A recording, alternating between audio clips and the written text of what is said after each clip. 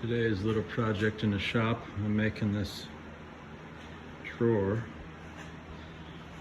to go in the rail of my table saw.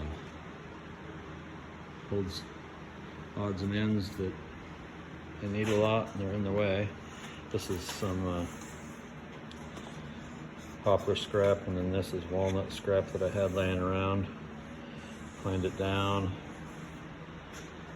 and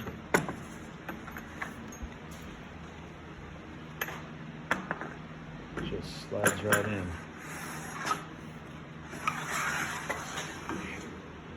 Finished it with some wax, just paste wax.